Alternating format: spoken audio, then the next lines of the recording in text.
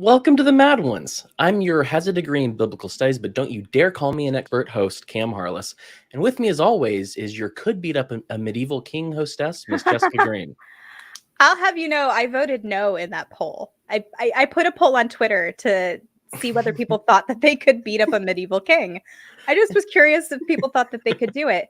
60% of you believe you could beat up a medieval king, and I am worried about y'all. I could beat up at least three. At least three. It depends entirely on the king. So that's a primary. There was a whole big discussion that evolved from it. It was delightfully internet-esque, and I had a good time. So thanks for that. Well, for the rest of you, just so you know, this show is 100% brought to you by fans and patrons. So hit like, subscribe, share the show with your friends. We've covered all sorts of topics, and should just share them with someone who might gain something from those episodes. Also, if you want an occasional early episode, a bonus episode, a Zoom hangout, and my eternal gratitude, you can go to patreon.com/themadOnes. And if you want, you can grab a shirt. I have a new shirt out from last week with my whole deal with being on Tucker Carlson and getting journalists fired. So there's a new shirt there that you should check out. I think you'll like it. We are themadOnes.com/store. But I'm ready to bring on our guest because I've wanted to have this conversation since January, and I'm very happy to have it. So coming on the show now is the man who wrote the book on the King James Version. He's an author, the editor of Bible Study Magazine, a podcaster, a YouTuber, and a very smart guy. He's coming to talk to us about the Bible, translations, and how we need to be able to read Scripture if we want to understand it. So joining us now is Dr. Mark Ward. How you doing? I'm doing great. I'm feeling delightfully internet-esque. Internet-esque is nice. That can mean so many things, though. So So the reason I had you on is it was so funny because I sent you a message on Twitter, and I was like, "Hey, I saw you on TikTok, and I wanted to talk to you about the King James Version, Bible translations, etc." And you were like, "Wait a second, I was on TikTok." And I was like, yeah. And so somebody did an excerpt. I'm hoping / planning to go on TikTok for Logos Bible software. I'm in the offices of Logos right now. So I wasn't aware that I was already on there. Thank you for tipping me off. You're welcome. But it was funny. I think the name of the show was Recovering Fundamentalists or something like that. Yeah, the Recovering Fundamentalist Podcast, the RFP.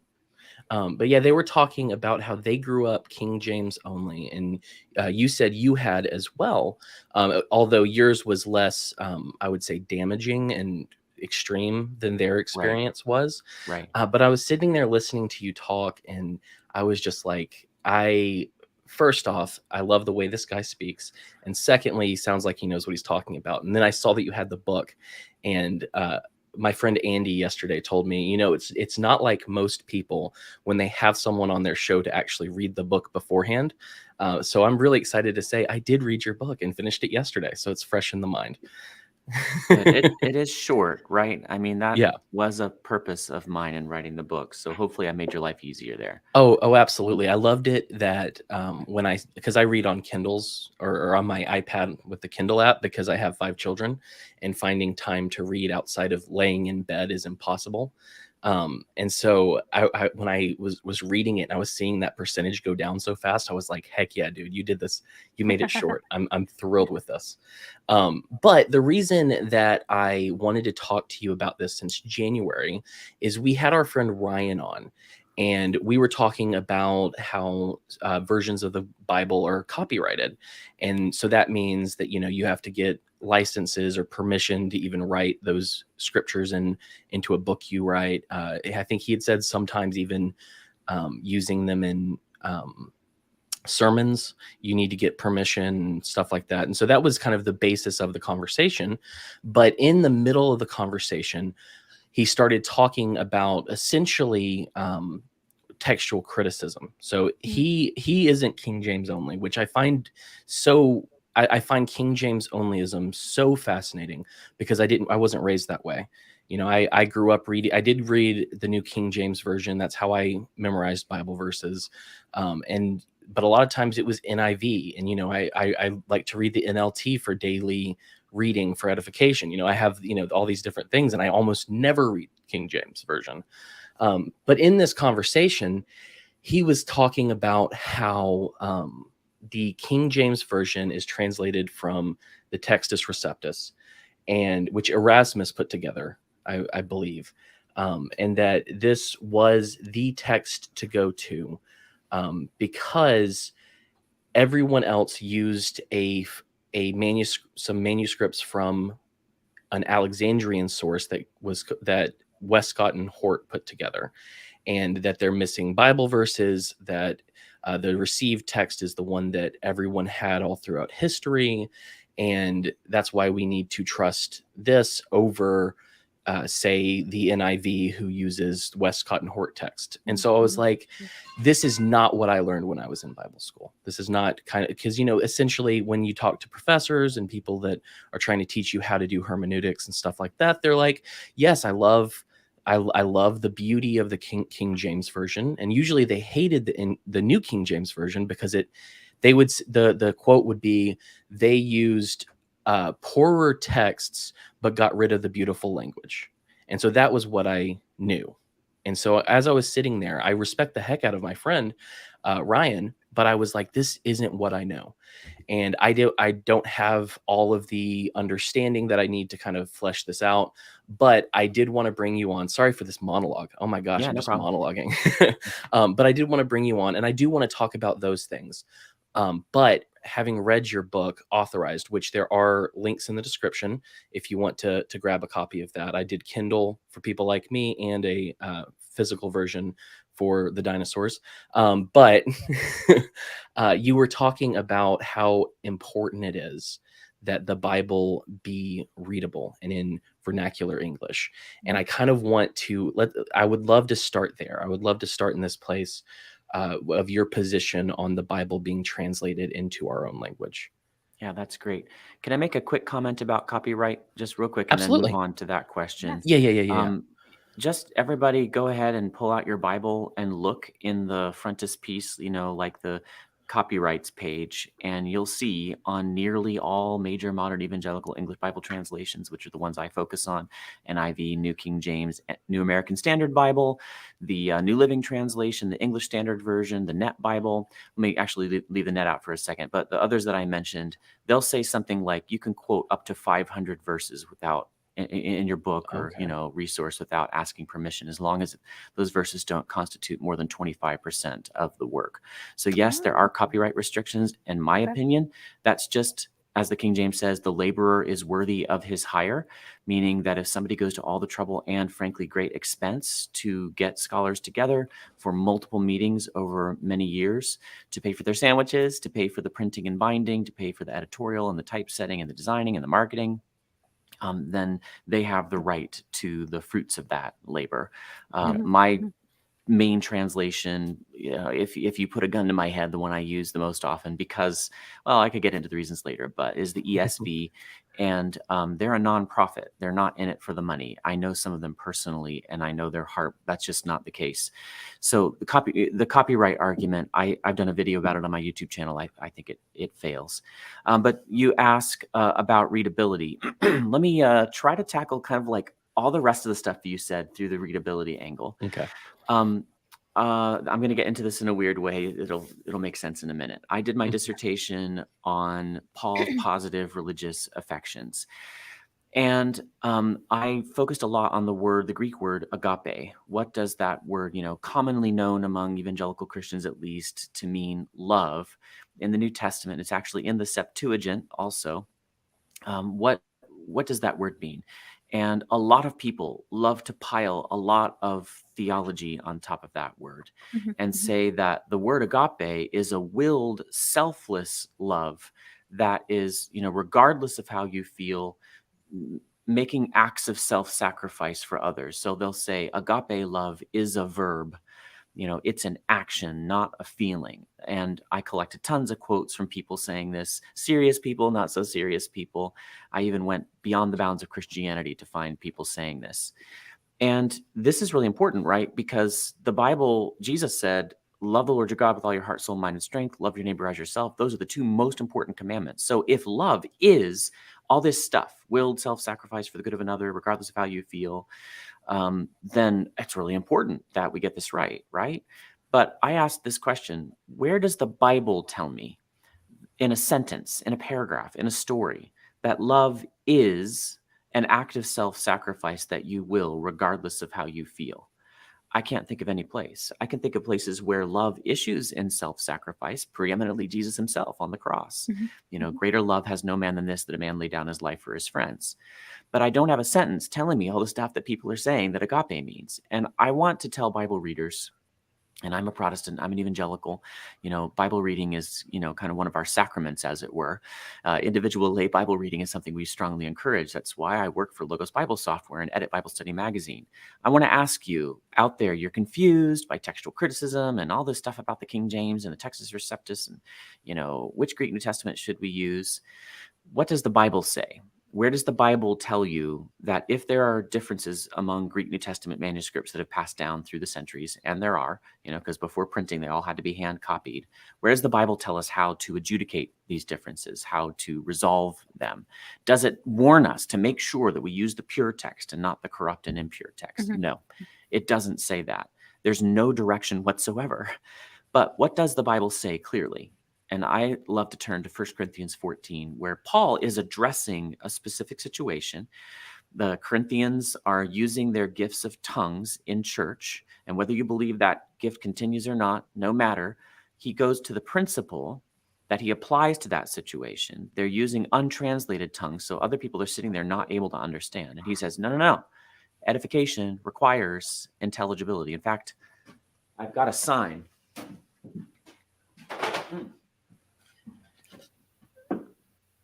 Here's my edification requires intelligibility sign. I just had to hold that up. I made that on my friend's Glowforge. He let me borrow it. It's so fun. And you actually, you mentioned t-shirts. You can get a t-shirt on my Patreon page with this on it if you want to. Join my Patreon supporters. No, he says that if you're going to build people up, you have to use words they can understand. And yes, he applies that to tongues, but I think the principle has to apply elsewhere. The King James translators themselves, in their preface, written by Miles Smith, one of the translators, but representing all of the translators, they appeal to 1 Corinthians 14 as a reason for translation. So I say, you know what? I have to have room to disagree about which is the best edition of the Greek New Testament. I can talk intelligently about that, but I'd rather really not talk about it with most people in the King James only debate, because I don't want to talk about what's unclear and difficult, and indeed written in a language most people can't read. Most of the people who want to argue with me can't read Greek. I want to talk about what the Bible says that's clear. Right. That makes a lot of sense. That's very interesting, this idea of edification requires legibility. Intelligibility. Legibility too, okay. That would help. Yeah. I needed you to hold that one up because I was writing it. And by the time I got to the third word, I was like, ooh. But I think that's a really interesting idea. We had discussed earlier that I'm actually Greek Orthodox or Eastern Orthodox. I'm technically Antiochian, but that's how most people identify it. So that's what I've taken to saying lately. I'm not Greek, though. That's kind of the idea behind the icons, I think, is that a lot of people for most of human history up until about 500 years ago didn't know how to read. And so you had to communicate stories in a way that spoke to people.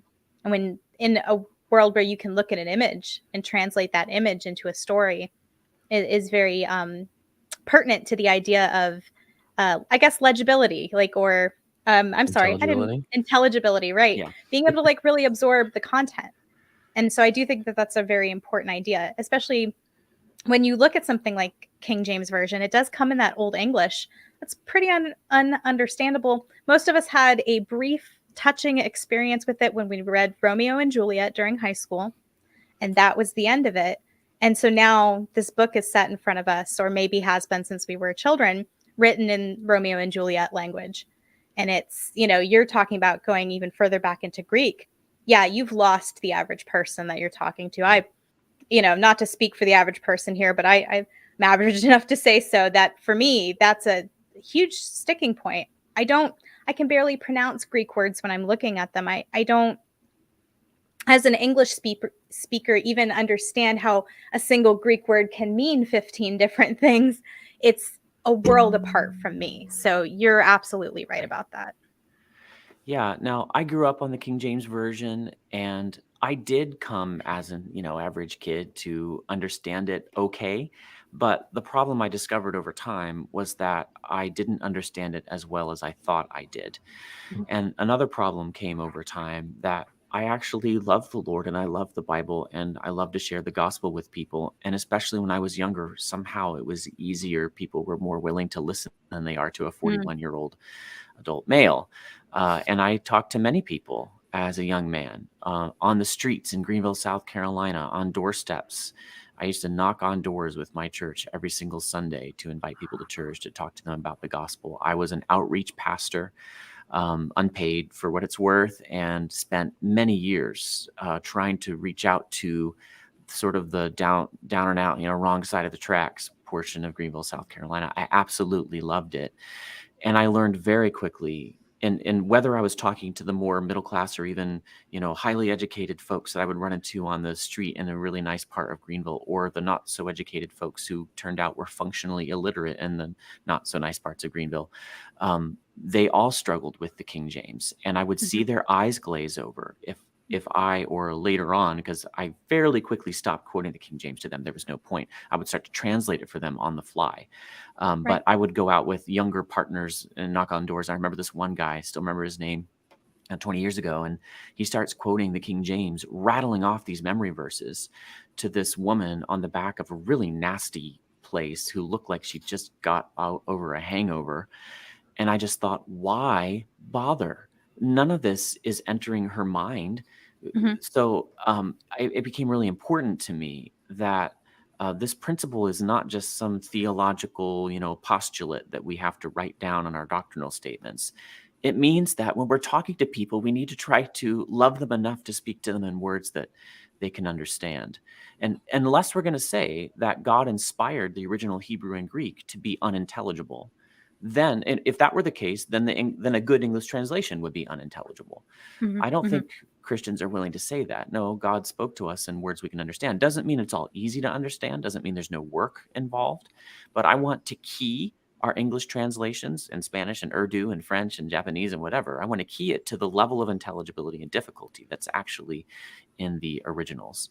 And the King James did that for its day. It was Mhm. an excellent translation into an English that nobody speaks or writes anymore. Mhm. That's what was so interesting about reading your book is you mentioned that the moment in Romeo and Juliet, the "Wherefore art thou Romeo," which I didn't learn meant "Why are you Romeo?" until I Right. was nearly an adult, because I didn't take a class on it. I just read that and I was like, "Oh, where are you?" It's just where my Right. brain went. And so the concept that you brought forth in the book was the idea of false friends. And I found that absolutely fascinating. Could you go into some of that for me? Sure. I grew up in the King James only world, and I have to say this is really sincere from my heart. I'm grateful to them. They did me very much good. And the best thing they did for me was to tell me, read your Bible. We used to sing, read your Bible, pray every day, Yep. pray every day, and you'll grow, grow, Bro, grow. bro.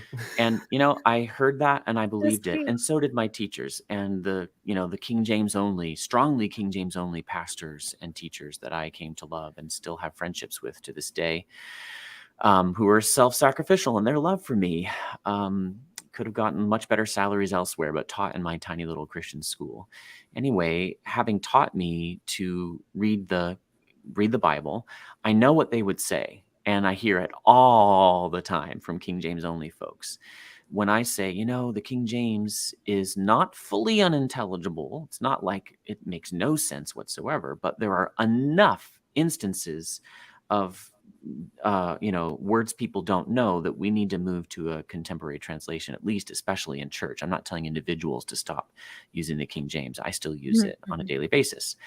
But in church, where you're going to be speaking to kids up through adults and non-Christians and Christians, and 1 Corinthians 14 talks about the man, the uninitiated, the unlearned, the King James says, who comes into your assembly. And if you use words he can understand, he'll fall down and confess that God is in you of a truth, the King James says. If you're going to reach those people, you need to use words they can understand. But what they always say to me, my King James only brothers, is, well, don't aid and abet other people's laziness. They need to just learn to use a dictionary. Look it up, dear. That's the standard reply. And to a degree, that makes sense. If you're going to read the Bible, a lot of it is difficult. It's obscure and it's from a long time ago in a galaxy seemingly far, far away. It's going to take some effort. And I work for Logos Bible Software, and I have thousands of Bible study resources on my laptop at this moment. And I use them all the time. I'm not against reading books. I'm the editor of Bible Study Magazine here. I'm for Bible study, not against it. But I say, number one, why should we have to look up words like, for example, besom, which just meant broom? When couldn't we just say broom? Would that be okay? Yeah. Right. Why do we have to look up chambering? Immorality is not a dummy word. But it happens to be the word that we use today instead of chambering. Why should we have to look up words? I mean, the whole point of translation is to put the Bible into language we can understand. Why should we have to look up words if they're dead words like those that we don't use anymore? Right. When we have equivalents today. But then there's this further point, because you could use the dictionary. If you encounter chambering, you don't know this, and so you look it up. But what about words you don't know? And that's my false friends. And that was a long monologue to get to the answer to your question. And that is, I began to realize when about 10 years ago now, I was using multiple translations, as I have been for 20 years. I was writing a Bible textbook lesson for 8th graders. I used to work for a Christian textbook publisher as a Bible textbook author. And I was reading 1 Kings 18, and I was reading it in multiple Bible translations to make sure that, kids in Christian schools and homeschools around the world actually wouldn't be confused by the way I told the story if they read it in their Bibles and saw something a little different. And I saw a phrase that I had known since childhood. Elijah says on Mount Carmel, how long halt ye between two opinions? He says to the Israelites, if the Lord be God, then follow him. But if Baal, then follow him. And may I put a friendly, voluble Greek Orthodox co-host on the spot for just one moment? You said you don't know the Old Testament. Don't be embarrassed. No. Okay. Just want an honest opinion. Sure. What do you think it means? What does the word halt mean when Elijah on Mount Carmel says, how long halt ye between two opinions? So I would say to contemporary ears, it would mean stop. How long do you stop? So when I read that, I would say, how long are you waiting between making a decision? Yeah. And that is exactly what I always assumed. And I had heard multiple sermons on this. I hadn't memorized it as a memory verse in Awana or something. I just memorized it because it's a famous phrase that it's very stirring. So preachers use it, in the King James only world. How long halt ye between two opinions? Are you going to follow the Lord or follow the world? And actually, that's a totally fine, application of that passage in my estimation today. But halt means stop, right? But the ESV, I was reading along in it, and it's a contemporary translation, into modern English, and it said, how long will you go limping between two opinions? And I thought, what? That's not right. Like, the King James translators are not dummies. The ESV translators are not dummies. Why would one say stop and the other say limp? That doesn't make sense. So I went and looked at the Hebrew in Logos Bible Software, and I saw the word is limp. So I was like, boy, the ESV translators are right and the King James translators are wrong. I'm not used to concluding the King James translators were wrong. They weren't dummies. So I did some more thinking. I did some searching. Where else does the King James use the word halt? And I got to the New Testament. And it says in the New Testament that in the King James that Jesus healed the halt and the blind. That is the lame, the limping, or the blind. So in 1611, in a context like 1 Kings 18, the word halt meant limp. How long halt ye between two opinions means how long will you go limping? How long do you limp between two opinions? And I realized, I've been misled through no fault of my own. I don't think it should be my job to keep up with all the ways English has changed. Well, now it is, but it shouldn't be everybody else's job to keep up with all the ways English has changed over the centuries. And it isn't the King James translators' fault. How could they know what the word halt would come to mean? In fact, it has dropped that sense of limp. But the result is that I misunderstood. I encountered what I later came to call a false friend, like embarrassed in English and embarazada in Spanish, which doesn't mean Right. embarrassed, it means pregnant. So Yes. sometimes boys will say, estoy embarazado, and everybody will titter, because it's a false friend. The same thing is happening between, as Elizabethan English, it's like that Venn diagram. As our English and their English draw further apart, there's still major overlap. But as they draw further apart, it's going to cause misunderstandings. It's one thing to tell people, look up dead words, don't be lazy. Okay, I get it. I don't think it should be necessary, but at least it's possible. But I've asked this question till I'm like, I don't know, ashen gray in the face. How are people supposed to look up words they don't know? So let me just sort of, that brings a question to mind, the last thing you just said, which is that, do you think in light of how often translations are taken into, maybe not incorrect, but different avenues, like it is important to have that original as we can find, even though it is difficult to read, even though you do have to look up words, when it's translated yet again, you're going through this endless game of telephone. And so the translations themselves get you further and further away from the meaning too. That's a great question. And it's a very, very common misconception, to be frank, that what we're dealing with is a game of telephone, because it's yes, there that has happened where, for example, the Wycliffe Bible was not translated from the Hebrew and Greek. It was translated from the Latin Vulgate. This is in the 1380s. And so it's like reading a photocopy of a photocopy, which is still better than nothing. If if you had nothing in English before, that still has God's precious truth. Right. But ever since the Protestant Reformation, translations have been made from the Hebrew and Greek originals. So it's not the game of telephone. It's you have this line, but you can go back to the beginning of the line and get him to repeat the original message. Okay. So yeah, I'm not trying to put you down. That is extremely common. But we really can. I've got the original sitting right there and another copy of it sitting right there. You can't see, and tons of them on my laptop, and tons of people that read Biblical Hebrew and Greek. And actually, there is a small but growing number of people who work really hard to speak those languages, to recover the pronunciation and the intonation, whatever that was used in those original times. So we don't have to worry, oh no, has this passed through so many hands of monks over the years, that the centuries, that it's been altered? No, I mean, I'll finish with this. Peter Williams of Tyndale House, Cambridge, which is an excellent evangelical study center, he said, someone can always say, what if there were changes made before a certain point? So Moses comes down from the mount with the 10 commandments written on stone. What if he altered them on his way down? Yes, you can always say that. But what evidence do we have that that's happened? We have copies of the New Testament and of the Hebrew Bible from multiple different areas and time periods that cohere very well. They're not absolutely perfectly the same, but they're very, very similar.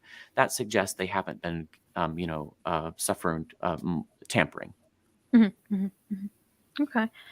I appreciate, actually, if I do have misconceptions, to have them alleviated or disabused rather than to carry them around. So yeah, feel free, because this is not my wheelhouse. So I appreciate being pointed in the right direction. Thank you for your humility there. It's not usually considered nice for guests to come on and tell their host they're wrong about something. So no, please do. Yeah. Our show is about discovery a lot of times. So but I don't want to turn you into the mad ones. Like, don't be more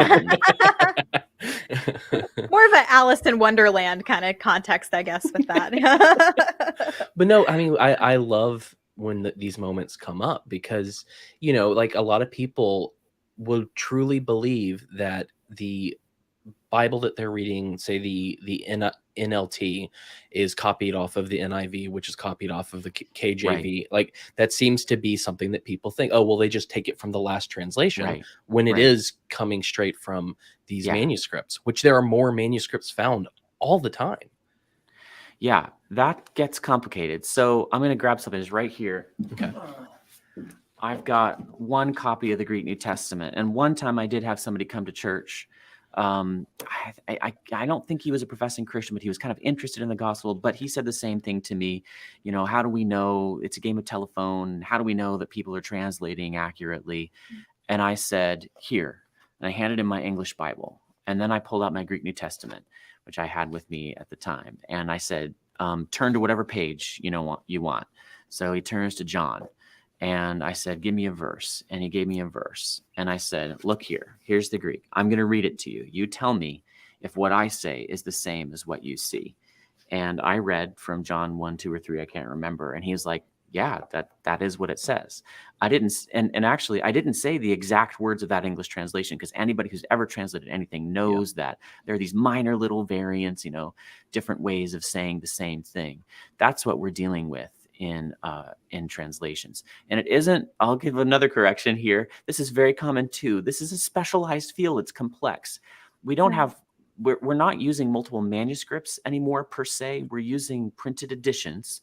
And there is a difference, because a printed edition can be exactly the same as, all the other editions of it, that came off the same printer at the same time.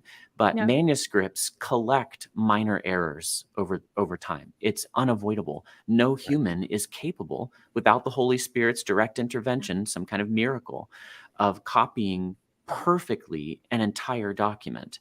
So the reason that it helps that we discover these new manuscripts, and we're not typically discovering very old ones. We're discovering much younger ones, as it were, typically nowadays. But we have found these older ones like Sinaiticus and Vaticanus that we were talking about beforehand, before we got on here. The reason finding them all helps is that the more testimony you have, typically, even though, yes, there are more variants, total created, the wise men came and saw baby Jesus versus the wise men came and found baby Jesus. Overall, you get more confidence in establishing the original text. Because a lot of the errors are clearly errors. Somebody writes, in order to form a more perfect onion, rather than in order to form a more perfect union. And you just know immediately, okay, that's just a misspelling. And, there's not some secret meaning here. The more evidence we have, the more helpful that is. But a lot of people in the King James only world, they find that to be very bewildering. They want one pure text, and no humans ever standing in judgment over the text, ever having to look at the wise men came and found baby Jesus versus the wise men came and saw baby Jesus, and having to make a decision. And that's why your guest, Ryan, your friend, came on and was arguing for the Textus Receptus. And we can get as much into that as you want to, but that's my short answer what you were just saying. Yeah, well, I mean, I would love to do that some, because you wrote the book about it, and you did it really shortly, which everyone should get a copy of Authorized. Like I said, it is in the description wherever you're listening. Well, except for if you're watching, it's in the description. If you're listening, go to our website, wearethemadOnes.com/146. But it's a very good read. I recommend it. But one of the things that people bring up is, well, if you're reading the let's say the NASB, you'll see verses missing that were in the King James version, and so obviously we're not getting the whole Bible. What would you say to someone who says that? There's two answers, the simple one and the complex one. And Authorized was written in order to make the simple answer. And that's what I said earlier, that what you're talking about here is not the game of telephone, and people who did the NIV came along and wanted to update the King James, and without any reference to the Hebrew and Greek, they just update it, and they were like, oh, I'm just going to drop out verses here and there. No, nobody does that. These are evangelical scholars who believe in the inerrancy of the Bible, or they wouldn't be working for the NIV translation committee, which is headed by Doug Moo, who happens to be the top evangelical commentator on the book of Romans, teaches or taught for many years has taught at Wheaton Graduate School. He also is a well-known conservative, interpreter of the Apostle Paul. Put out a massive tome on Paul recently that's very, very helpful and orthodox in every way. He's not going to drop verses willy-nilly out of the Bible. Right. What's happening here is we have this manuscript tradition. Okay, you know what? I said I was going to get simple and then complex. So the simple answer is, brother, in fact, I have this coded into my computer. So I'm just going to read to you what I say to people. I have like a iOS shortcut. I say, my friend, the New King James Version and the Modern English Version both use the same underlying Hebrew and Greek text as the King James, and they translate those texts into fully intelligible contemporary English, which means they meet the principle of 1 Corinthians 14. Edification requires intelligibility. I commend the New King James and Modern English Version to you. I have children. I have 3 children, so I only have 60% of the number you do, Cam, but I'm sure you know how this goes. I know how it goes. Sometimes you're in arguments with a kid and you realize merely arguing with this child means I'm losing, because they are all over the place. You just make yourself look foolish to argue with some people. And Proverbs says this: answer not a fool according to his folly. There are times when you answer a fool according to his folly, and that's my second answer I'll get to in a minute. But most often, I figure, if you can't read Greek, then if we're arguing about which Greek New Testament manuscripts are the most accurate, because yes, all the ones that have come down to us have these minor differences and couple somewhat larger differences that we can talk about later. There are really 2 main areas: the end of Mark and the story of the woman caught in adultery. Yes, there are these differences. If we're going to argue about them, but you can't read the language in which these documents are written, I'm not insulting you to say, how can we have a productive discussion? You don't know how different these different manuscripts are. I'm sorry, that sounds so offensive to modern American ears. I know it does, but I have to think to myself, I love you, this person I'm trying to have this conversation with. I'm not going to let you make a fool of yourself. Proverbs 18:13 says, whoever answers a matter before he hears it, it's a folly and shame to him.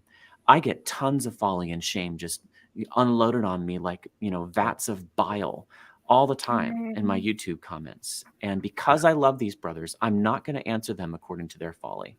So I say, if your conscience is bound to the Textus Receptus, and I'm privately thinking you couldn't even tell a Textus Receptus versus a critical text if I laid them in front of you, but because you don't read Greek. But if your conscience is bound to the Textus Receptus, fine. The Bible doesn't speak clearly and directly to which Greek New Testament edition you should use. It does say edification requires intelligibility. So, the New King James and Modern English Version are based on the same Hebrew and Greek text. Use those. I am urging, this is why I go on so many podcasts. I just feel this message has to get out there. We've let this cancer of the doctrine of King James Onlyism just persist and persist among otherwise often lovely, godly people who do just want to follow the Lord. But your King James only brother-in-law, what do you say to him? Don't argue textual criticism with him. 9 times out of 9, you don't know Greek and neither does he. How is that going to be profitable? Talk That's about fair. English. So talk about the dead words and false friends. Talk about 1 Corinthians 14. And praise the Lord, I'm seeing some results from that. You asked a complex question, though, and I'm going to try to make it short. The second big answer is, yes, I can and will dive into the details with people. And there are so many different ways into it, but it starts with, what does the Bible say? And I already said it doesn't tell us how to adjudicate differences among Greek New Testament manuscripts. And so there is a degree to which the Lord leaves that to humans, right? The way he leaves preaching to humans. He could do it himself. God could preach the gospel and he would do it perfectly, unlike me. God could preach in every church every Sunday, and then I wouldn't need to be a pastor. But he has given both the task of textual criticism and translation to humans. Textual criticism is looking at these manuscripts, and where it says, the wise men came and found baby Jesus in one, and the wise men came and saw baby Jesus in another, or where it says, here's an example, it calls David the king once in Matthew 1:6 in the genealogy in some manuscripts, and it calls him the king twice in the genealogy in other manuscripts. What are we going to translate? It says in Matthew 1, now the birth of Jesus Christ was on this wise, this is the King James, when as his mother Mary was espoused to Joseph. That's some manuscripts, and some manuscripts omit the word as. You're going to have to translate something. What are you going to do? Everybody has to make a decision. And in textual criticism, as it's practiced by the broad mainstream of evangelical scholars, we want to look at all the evidence that God has providentially preserved down through the centuries. But in all the manuscripts, and use our best study tools, asking all kinds of questions to incredible levels of detail, such as who was the scribe who did this manuscript, and who was the one who wrote in the corrections the first time? Who was the second corrector who wrote in little minor corrections? We go to that level of detail, making all this public for everybody to see. There's no conspiracy here. Right. And you're asking, does the NIV leave out verses? I'm trying to get to the end here. There's just so much to say. Sure. I'll I try to know. end with that. Sorry for making it so hard. Yeah, that's okay. I'm the one. I knew this question is coming. I should have had a shorter answer. I'm really sorry about this. But anyway, why does the NIV leave out verses? No. In the judgment of conservative, evangelical, Bible-believing, inerrantist, gospel preaching, Protestant, Orthodox, in the lowercase o sense, scholars who can actually read the Hebrew and Greek and have devoted their lives to this and teaching it, translating the Bible and working on this stuff, they actually believe that the King James is based on ultimately manuscripts that here and there add little statements, add words, such as having Jesus Christ instead of just Jesus. Or saying Jesus instead of he, just specifying the antecedent of a pronoun within the text. The King James text that it's based on is ultimately just a little bit longer than the one that the NIV is based on. So if you're going to posit that the NIV omits verses, at least you need to have the honesty and understanding that in the judgment of sober people who've actually really studied this stuff and actually can read Greek, they think the King James is based on manuscripts that added things. That's where the debate is. And a debate can and must be had, but it's not, did an English translation set of translators decide to, in their game of telephone, just drop out some verses? No, that's not what happened. Yeah. So like one of the examples was apparently that it was about prayer and fasting to cast out demons, and that one's missing. And I mean, because after that episode, I read up on Erasmus, who put together the Textus Receptus. I looked into all these different things, and but it was before I found your book. But I was reading into this stuff, and I was like, I had that same thought. I was like, I don't speak Greek, so how could I possibly verify this? So my choices are: do I trust in some way the authorities? Do I trust the people who have put in the work, or do I formulate a strong opinion based on something I don't have the background to build an opinion on? Does that make sense? Yeah, Absolutely. Yeah, you guys have read C.S. Lewis, Mere Christianity, I presume?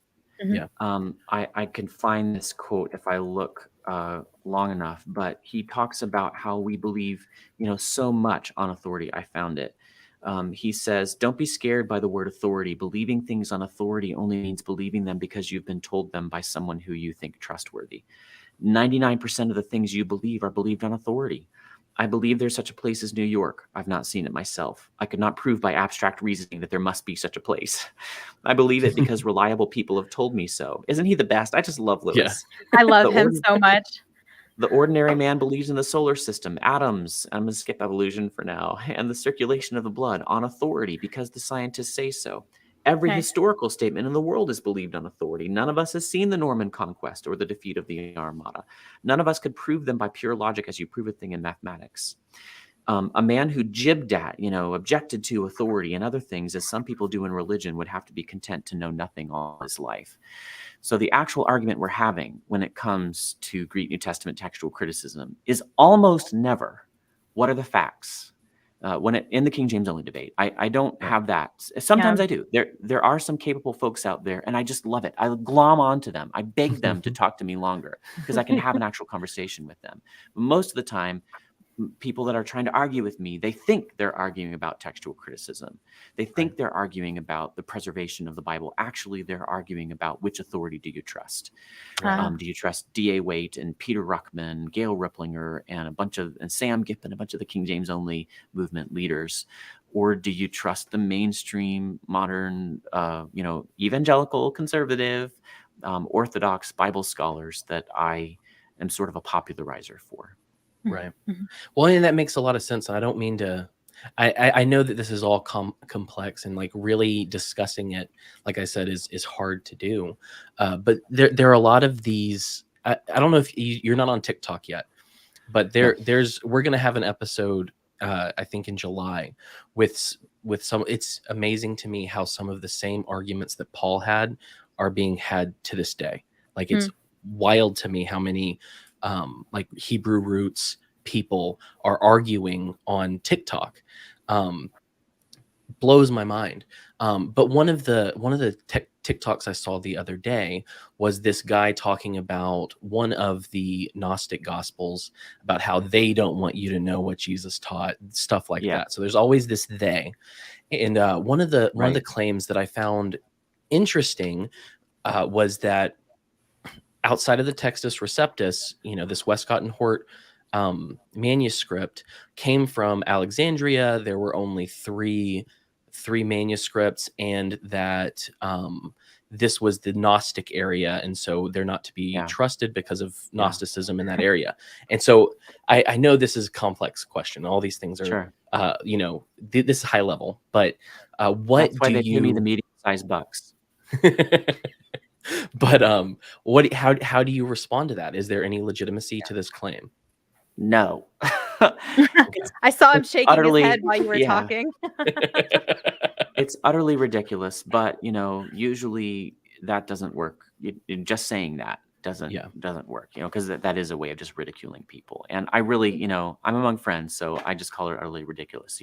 This is going to get repeated now, but I try to be really patient, because First or Second Timothy says that this, ironically enough, it's the King James that fills my head and heart. So when I quote the Bible, it's still off in the King James 20 years after I stopped reading it. As Mine's my New King Bible. James.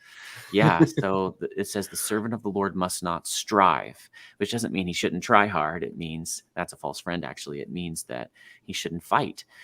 But be patient toward all, in meekness, instructing those who oppose themselves. That's the way the King James puts it. And I think that means those who are in opposition.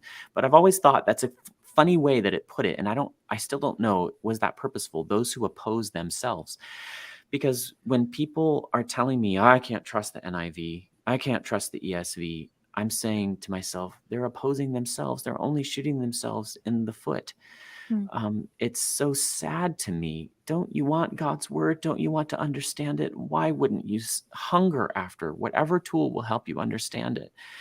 Yeah. So that this is one of the conspiracy theories that's developed, the Alexandrian stream, the corrupt stream versus the Antiochene stream, which is the pure stream.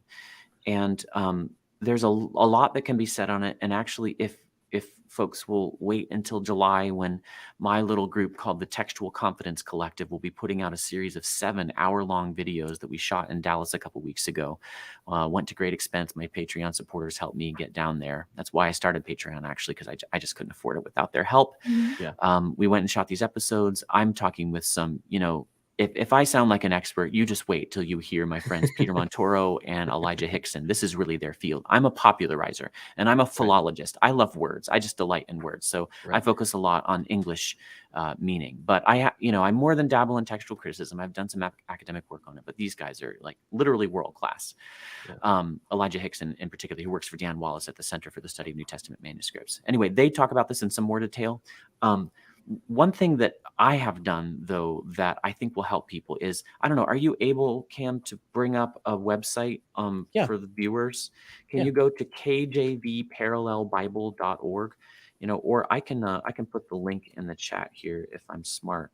I'll just put a link to Matthew 17 if you want to click it.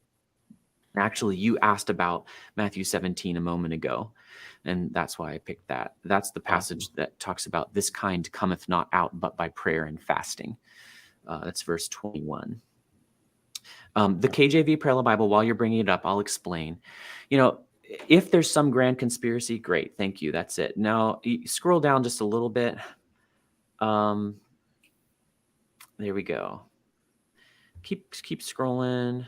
You know what? Actually, leave Textus Receptus and critical text on top. Let's make sure we see those while I explain a little bit. Okay. Here's what this site does. The Textus Receptus, which is a set of printed editions of the Greek New Testament that was, yes, begun by Erasmus, but goes all the way up through, especially the Elzevirs in the 1630s, and before that, Beza in 1598. That's Theodore Beza, who's an heir to Calvin in Geneva. And Stephanus, a French scholar, also called Robert Estienne, in 1550. Okay, the Textus Receptus editions are very similar. They have minor differences among them. They are usually referred to as the collective title, the Textus Receptus. And yes, in general, that is the version of the text that was used by the King James translators. They themselves used multiple editions, and those editions differed. And when they differed, they had to make choices, and the choices they made were recorded by a scholar in 1881 named Frederick Henry Ambrose Scrivener, and put out in a Greek New Testament edition that is now the one used in King James Onlyism, and that's the Textus Receptus. That is the super short version of a complex story. Yeah. Okay. The King James is therefore based on the Textus Receptus, right? And that's on the left. I'm afraid that I have a friend who's going to fix my CSS problems on this site. So the letters TR are going into the text of the verses right now. But if you can see, it says TR for Textus Receptus.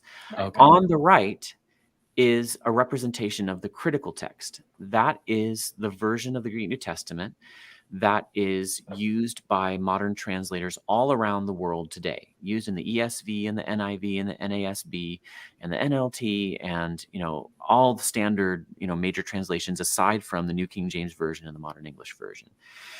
But until I made this project with the help of volunteers, and by the way, it's being corrected right now by an editor. It was a huge project, and there are surely errors on the site, but we did our best, unpaid. Okay, and I'm paying myself for the hosting and domain costs for this thing. It's been out several years. Nobody before this project was done could actually look in English at the differences between the critical text and the Textus Receptus. So King James Onlyists will say there are massive, significant differences between the two. And the critical text omits key doctrines and attacks the deity of Christ. I had even the most responsible King James Onlyist I know, who has a legitimate PhD from a non-King James only institution, Jeff Riddle. He said that the critical text, is a completely different underlying text for these modern translations. And what are lay people supposed to do with this? Some of them are scared and they go running to King James Onlyism and various forms of it.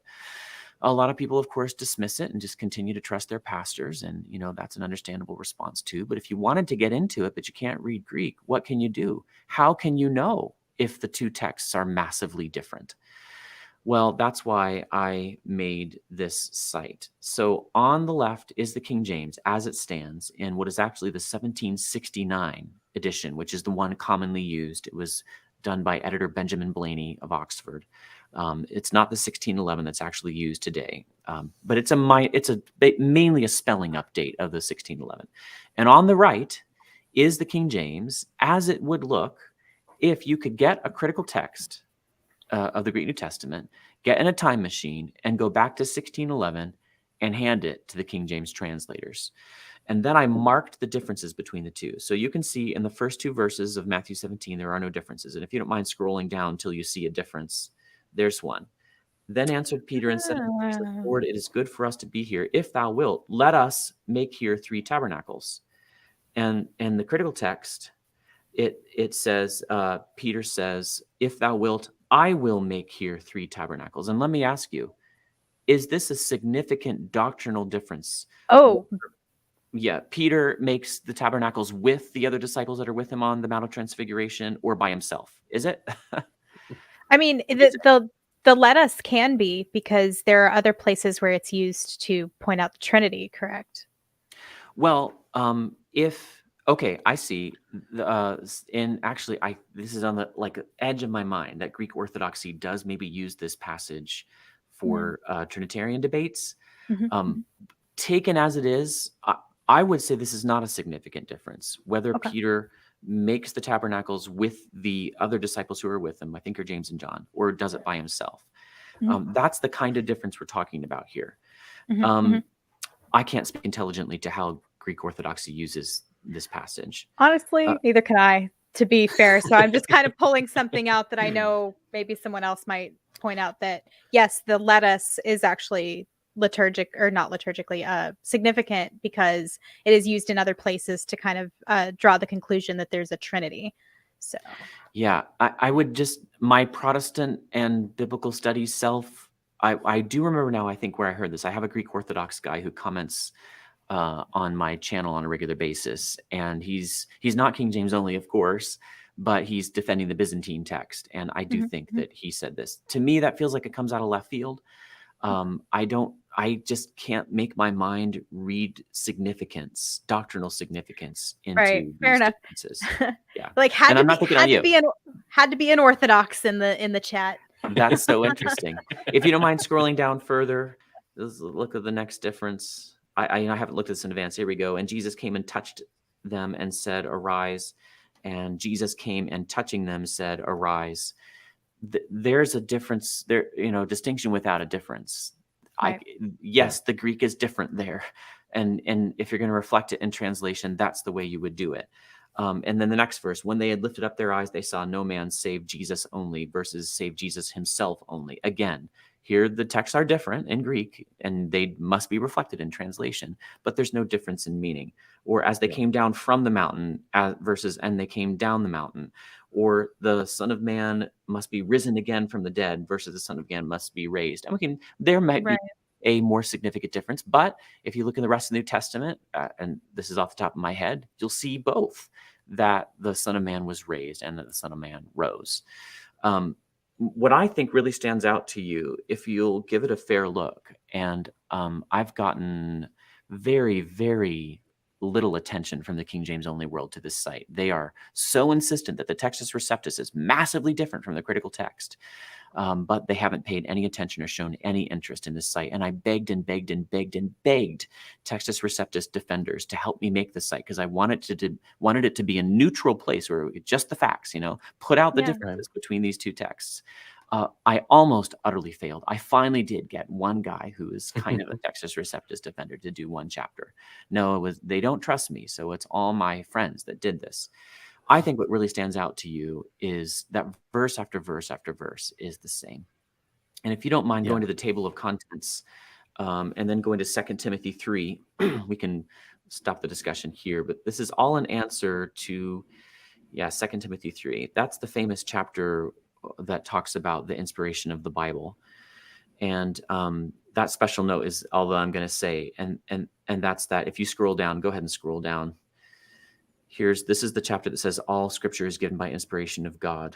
There are no differences. Wow. If the critical text is the work of the evil, wicked stream of, Bible deniers, Westcott and Hort standing at the end, and, the origins of the world and the other, heretical Alexandrians, at the origin of this, then they did a really horrific job messing up the New Testament, because verse after verse after verse after verse is exactly the same. Some whole chapters are exactly the same. And when there are differences, they are typically incredibly minor and they don't make any difference. So people at first are scared, like, oh no, textual criticism, what? I remember telling somebody, a fairly new believer, had kind of recovered his faith and understanding of the gospel, and really faithful guy going to our church, really diligent reader and Bible student. I really loved serving him, pastoring him. I was the one who had to tell him there are differences among the Greek New Testament manuscripts that have come down to us. And he was totally unaware of this. And, that's initially unsettling, right? You want, if I'm putting my life on this Bible thing here, then I want to know that this is what God actually said. But I think it's so helpful to just look in English through the project that I alone and my buddies, have done. Nobody else has done this. Just look at the differences and tell me that they're massively significant. I don't think that they are. I think that should help people's faith. Including intent, the availability of a resource like this is incredible. You're really to be commended, because people previous to you creating this didn't have the ability to research this for themselves. That is you've done something very kind for your fellow man by doing this. Well, thank you. very impressed by what you've built. That's incredible. Well, and I love all of this. This is so fascinating to me. I'm glad you're a popularizer. I think that if anything, when it comes to these types of conversations, I'm a let's try to make it as if all the let's let the boy behind the plow understand it. Like I want to Right. bring it down as far as possible. And that's why it's great to have Jessica on, because I can even get high-minded at times. And then she's like, well, no, what does that mean? And I'm like, okay, let's do this. Let's do this again. I love Yeah. what you've done here. Like I said, originally I grew up on memorizing the KJV. I read the NIV a lot. I read the NLT on a lot of times. It depends on what I want to read at that time. But one of the things that I worry about, and I wouldn't say I worry about it, but I've seen a lot of, are all of these kind of quote unquote deconstructionists on platforms like TikTok that are Yeah. calling I think there's a danger in people thinking they are smarter than they are or more studied than they are. Because I saw a TikTok probably 2 days ago, and the guy was like, did you know that in all four gospels, the sign they put above Jesus's cross are all different? So that's a contradiction. And it's like, do you not know that these are four eyewitness accounts, and witnesses relay information differently? These are not contradictions. They all say the same thing. It's just some words are omitted from others, because it's not the point. It's to be oh, well, this is exactly what was written here. This is what was being done and how they showed, and I'm glad that there are people out there that are talking about these things, who are talking about, hey, maybe we need to learn what I think a lot of people need to learn what the Bible is before they start arguing the particulars. In fact, a lot of the difficulties, in passages of the New Testament where, like the one that you mentioned, this kind cometh not out but by prayer and fasting. A lot of the times, the reason that a phrase like that would be quote unquote omitted from contemporary translation, but remember, we're not talking about an omission. We're talking about something that was added into the manuscripts that the King James relies on. It can get confusing. Mm-hmm. Often the answer in the Gospels is that actually that phrase occurs in another Gospel. So a friend of mine just gave me this one. If I start this phrase, this is going to take me a second to find here. When Jesus says to Peter, "Who do men say that I am?" What does he say? Remember that one? Yeah, I do. I don't know why I'm blanking. I just go, essentially he says they say you're the Son of God, but I'm not picking from the exact translation. I'm sort of like through my brain translating what I remember. Yeah. In Matthew 16, he says, some say John the Baptist, some others say Elijah, still others Jeremiah or one of the prophets. What about you? Who do you say that I am? And Peter says, you are the Christ, the Son of the living God. Yeah. Well, in a parallel passage in Mark chapter 8, Jesus, and I'll just read from the English Standard Version. Jesus went on with his disciples to the villages of Caesarea Philippi, and on the way he asked his disciples, what do people say? Who do people say that I am? And they told him John the Baptist, others say Elijah, others one of the prophets. And in Mark 8:29, he asked them, who do you say that I am? Peter answered him, you are the Christ. And he doesn't have the phrase, the Son of the living God. Now, obviously, that's complementary to the Matthew passage, the parallel Matthew passage. It's not contradicting it. But if you have grown up as a scribe, in Greek, hearing, you are the Christ, the Son of the living God, and you come to copy Mark 8, and you get to this statement, Mark 8:29, who do you say that I am? Peter replied, you are the Christ. You're going to think, oh, the scribe before me that whose manuscript I'm copying made a mistake. I need to put this in. Mm-hmm. And it's just so natural. It slips right off the tongue. That is the source of a lot of the variance in the manuscript tradition of the Greek New Testament. In general, I'm a conservative. I'm an inerrantist. I believe the Bible is true, everything it affirms, and I'm always going to be looking first. And I'm ultimately trusting I'm going to find a complementary way to view, what it may initially appear as discrepancies in the gospel accounts. Right. Well, there's the question that I get asked all the time, and we talked about it before the show. But if you have a biblical studies degree of any sort, people are always going to ask you, what translation should I be reading? What's the most trustworthy translation? And I loved how you put it in your book. And it's the way I answer, like there was a piece to how you answered that I'm going to add to my own answer now, because I'm like, I never answer it the way they want me to. And so I was glad to read it how you did it. So let me pose that question to you and let you answer for people who want to know which is the best translation of the Bible to read. Yeah, the most popular video on my YouTube channel is coming up on 30,000 views, and I'm glad because I'm just hoping to end Bible translation tribalism by giving this answer. Is which Bible translation is the best? All the good ones.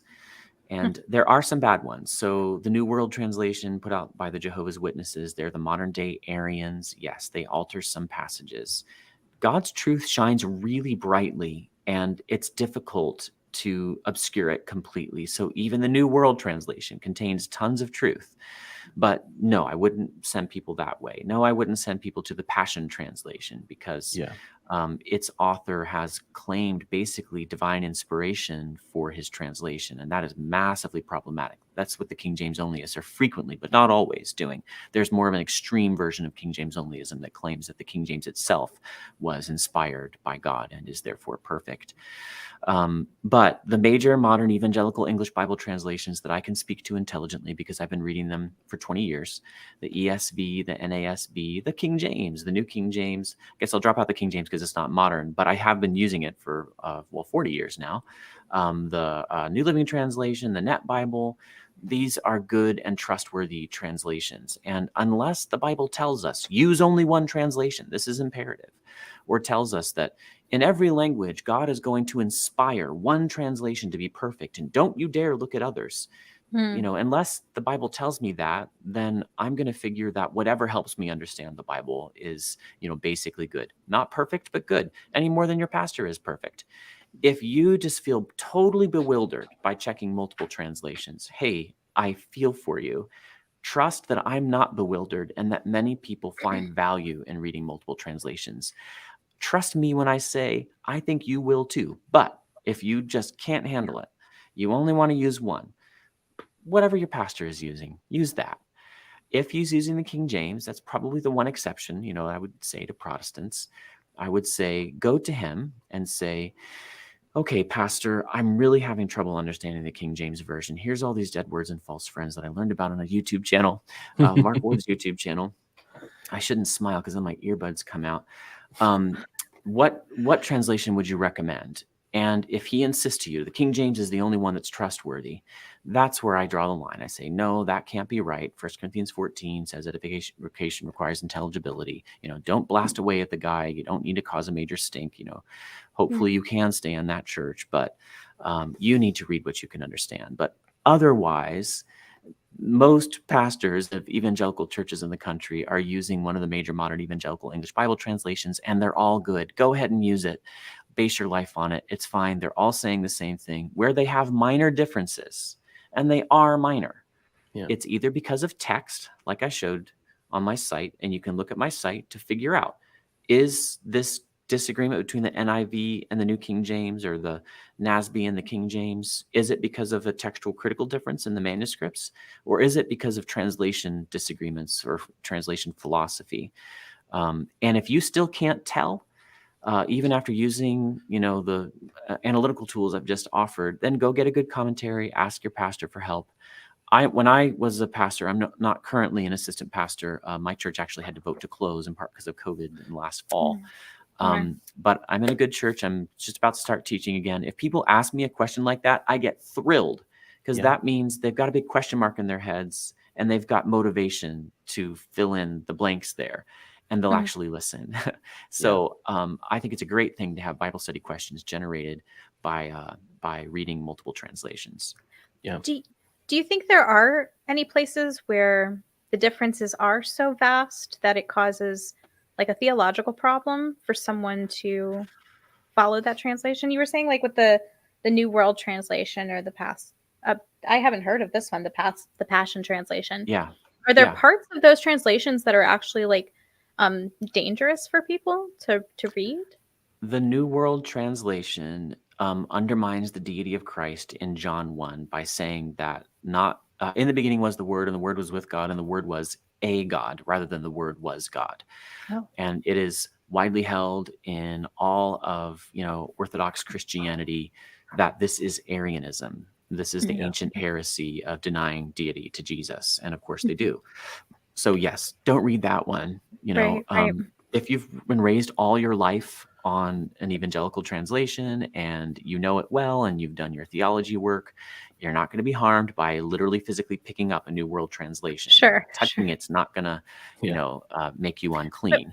I'm sort of thinking about a person like me who wandered into Christianity off the street. Yeah. And, yeah.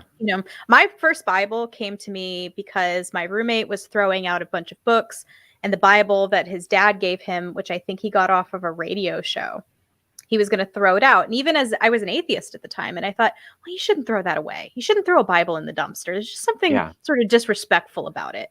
So I took it and I said, well, I'll put it on my bookshelf. It'll fill out my bookshelf. Yeah. Back, what translation was that? I think it's NLT.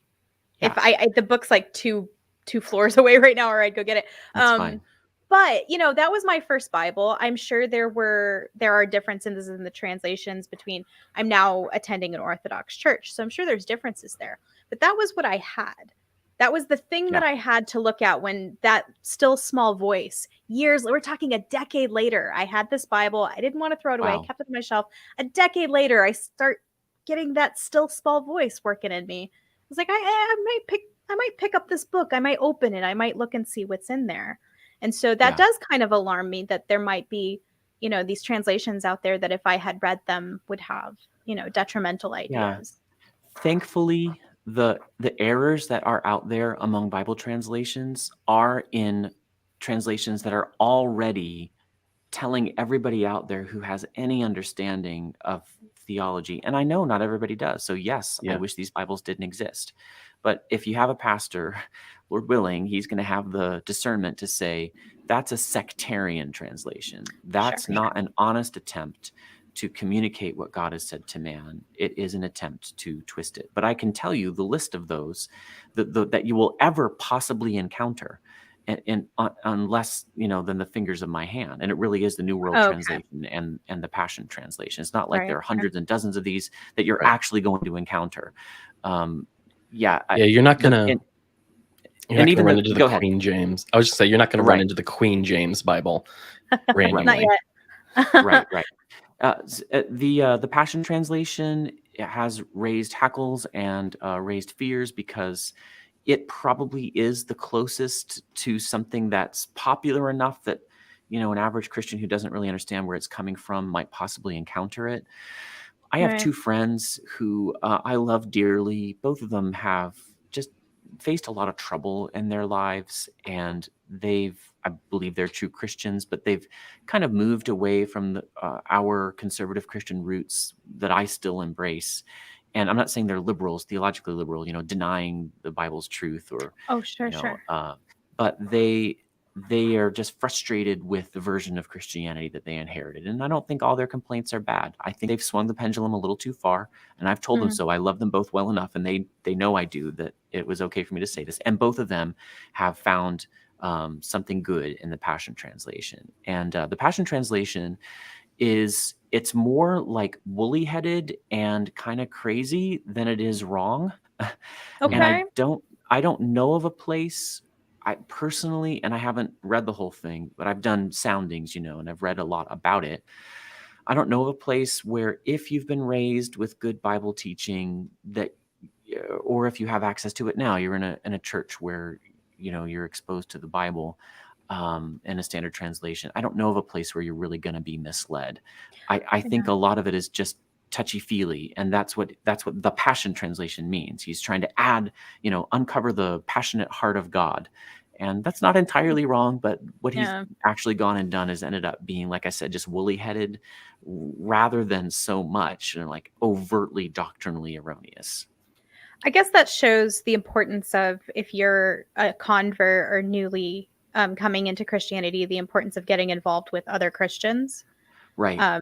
Because it can be hard. I'm a modern person in a much different culture than the authors of the Bible were. So when I pick it up and I read it, I don't understand what I'm reading. I think that I do. That's the other problem, is that it's just English enough that you think you know what you're reading and you don't. Well, of course, the heart of God is to communicate with us. And I think you're totally right. You pick up, especially, the minor prophets and the English at the sentence level. Like, I know those words and I get the sentence, right? But what does it all add up to? It can be difficult. Let's be encouraged by what Peter said about Paul. He said in 2 Peter 3:16 that, Paul wrote some things that are hard to understand. And he said, the unlearned and the unstable, they twist these things. So that's an ever-present danger. But that's why what you said is true. You've got to be with other Christians, because you're not supposed to do this alone. You're supposed to have teachers. Christ, Ephesians 4 says, gave teachers to his church. And even the simplest Christian, the brand new baby Christian, who maybe doesn't even read very well. Like, I used to pastor people who were functionally illiterate. Clearly, you're not functionally illiterate. They could get the clear things in the Gospels. They could get that Jesus died for their sins by reading their Bibles. And then over time, you work at it, and those Old Testament passages do pick up clarity. And if you'll pick up that book I mentioned beforehand, Vaughn Roberts' God's Big Picture, I just think so highly of that, because that's what I needed. I needed the big picture for me to kind of put the pieces together of the Old Testament. Yeah, the meta narrative is so important. So what was I gonna? Oh, our friend Cody has a question for you. Sure.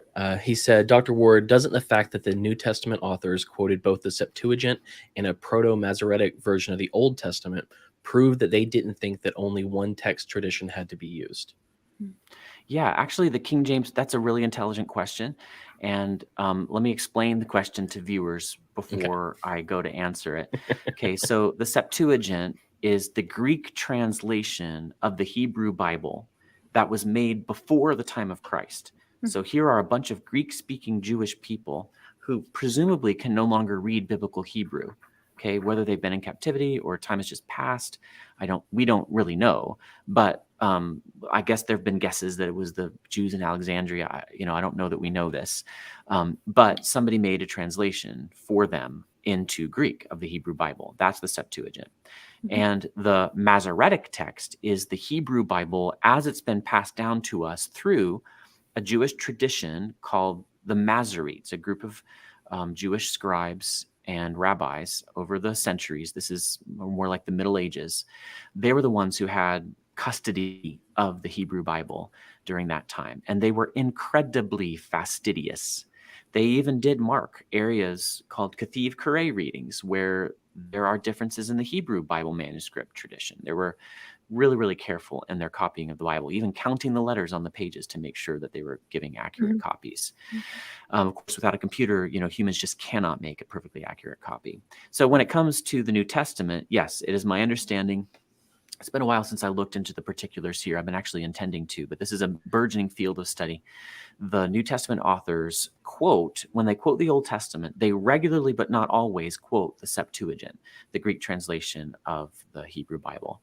And it would be impossible for there to be such direct verbal, exact similarities between the Septuagint and the New Testament quotations unless they were quoting it, because you just cannot translate even a whole verse, with exactly the same words by accident.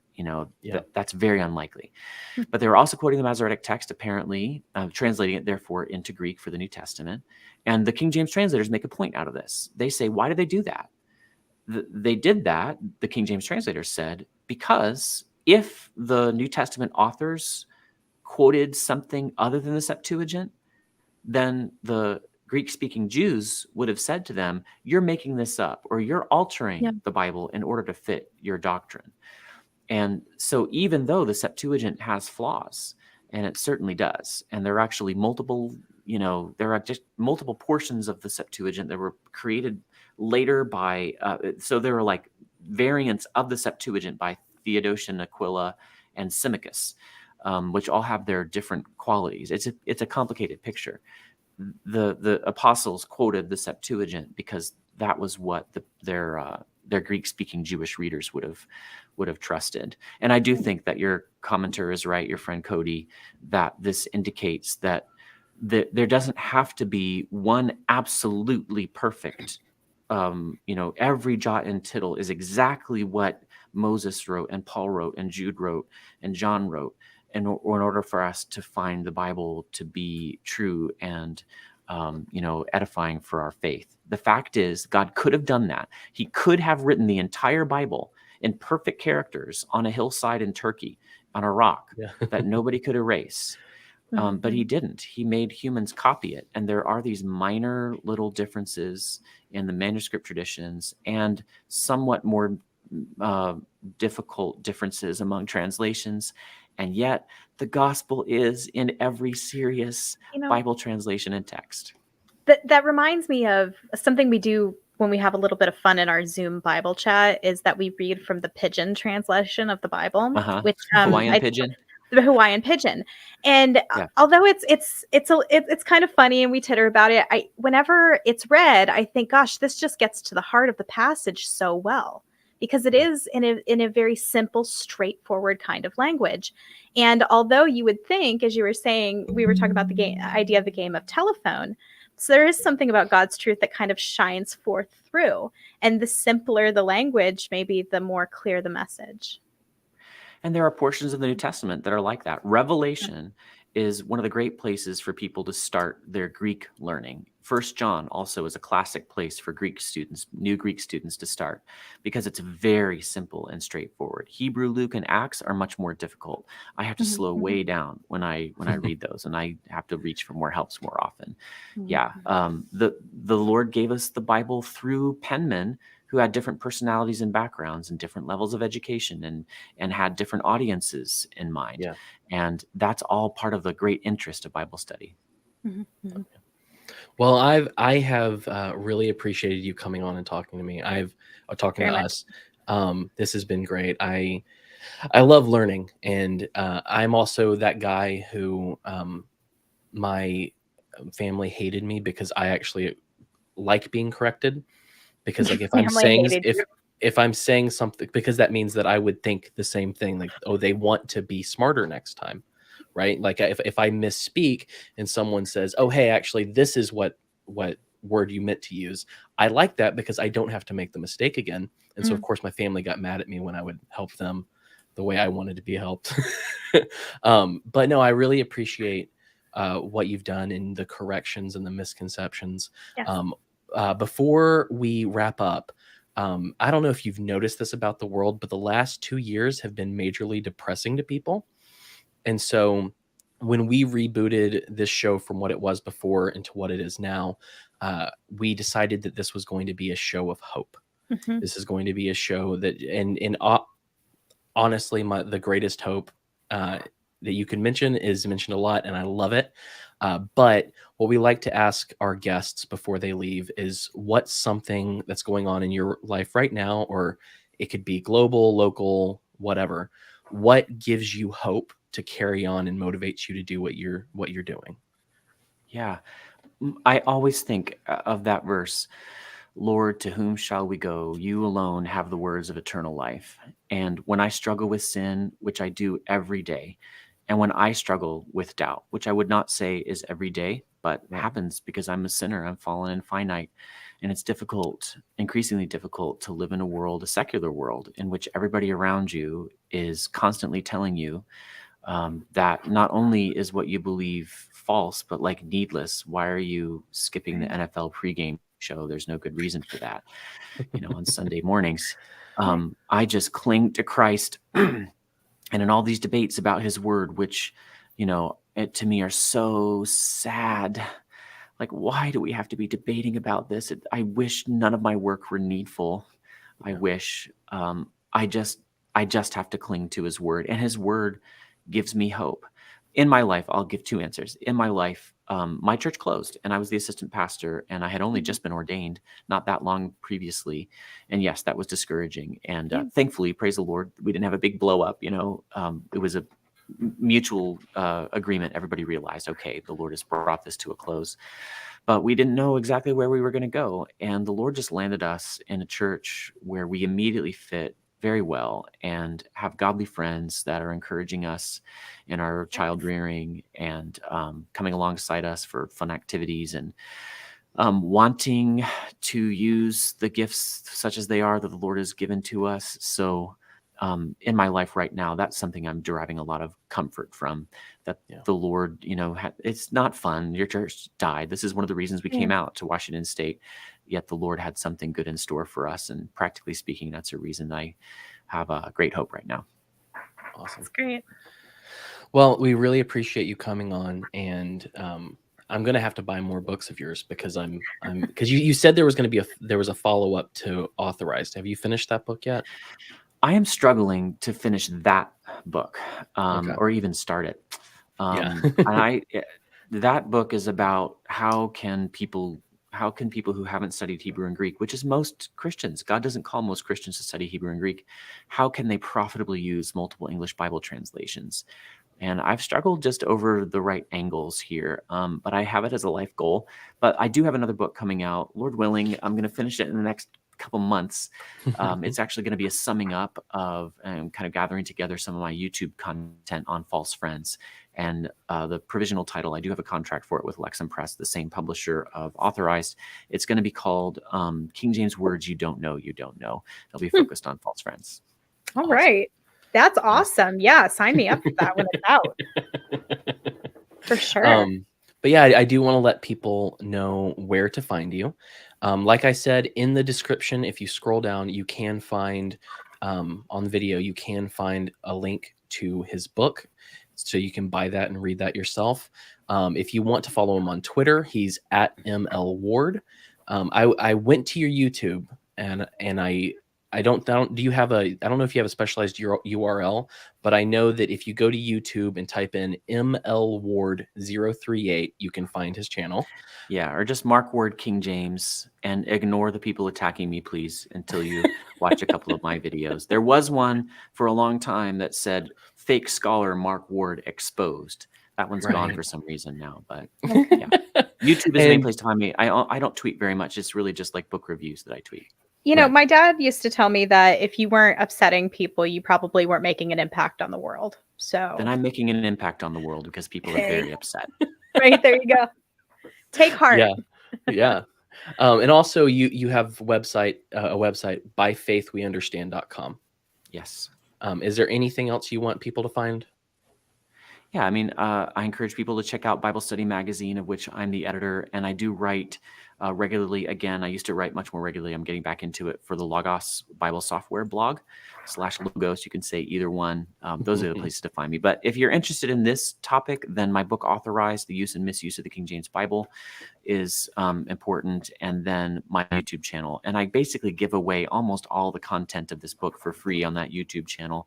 So if you don't have the money, but you do have YouTube, just watch the videos. Awesome. Well, thank you so much for coming on. We appreciate you. I honestly want to pick your brain about so many other things, but it's the middle of a work day. We've got stuff right. Thank you, guys. So we'll let you go, but we appreciate you. Thank you so much. Thank you. See ya. All right. I had fun. All right. So for the rest of you people, what do we have coming up in the future? We've got some interesting shows coming up. We like to mix it up. Next week, we have Ciaran Warner coming on the show. Ciaran Warner is an independent journalist who is trying to take down a cult that came out of Alaska called The Body. Yes. I've been looking forward to this one for you guys know I'm really interested in cults.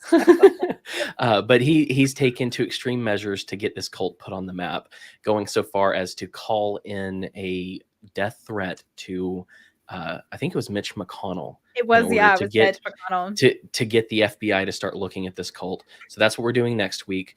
Then it's the last of the month episode where we have a friend on and just chat about whatever. We get to vent. We get to talk to you a little bit more. So Monica Perez is coming back after that. Following Monica, we have a really, I don't know if you've ever heard of the metal band Sleep. It's a stoner metal band from, I think they started in the 90s, but the original guitarist for the band was named Justin Marler. And right after they did their first album and they were starting to become famous, he left the band and he went to an Orthodox monastery and became a monk for That's 8 right. years. And so we're going to be talking to Justin about music, about his time in a monastery, what he's done, what he believes now. I'm very excited about that. And then finally, week after that, because I always tell you what's coming up for the whole month, we have our friend Hex coming on. Hex, I found out the other day, and I immediately said, hey, come on our show. He was raised in the Nation of Islam. So Farrakhan, Malcolm X before he defected, etc. And I've never met someone who was a part of the Nation of Islam. And so we're going to have that conversation. We're going to talk about what he did, how his family life was, how they view the world. And I'm excited about that. You look like you had something to say. I was going to say, well, I have met members of the Nation of Islam, but they're usually a guy standing on the street with a sign screaming at me. So hasn't been much of an interchange there. I'm looking forward to having a more calm conversation with a member. For sure. Yeah.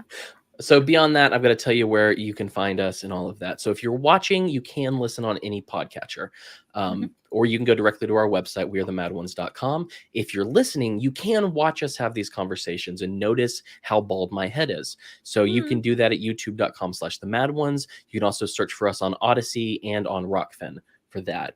If you want a shirt, a mug, go to wearethemadOnes.com/store. I'm on Twitter at HamCarlos. Jessica's on Twitter at SoupCanarchist. What am I missing? I think that's all the things, isn't it? Follow our Twitter. We are the Mad. Yeah. It doesn't get that much traffic. We're trying to build it up a little bit. So if you're on Twitter, follow We They're Mad. Don't forget to hit subscribe, leave comments. Just help us kind of get bumped up in the YouTube algorithm. Much appreciated. I think that's all I need to tell them. I think that's the long and the short of it. All right. So with that, dear listeners, as always, you have a chance to be a light in the world. So go light it up.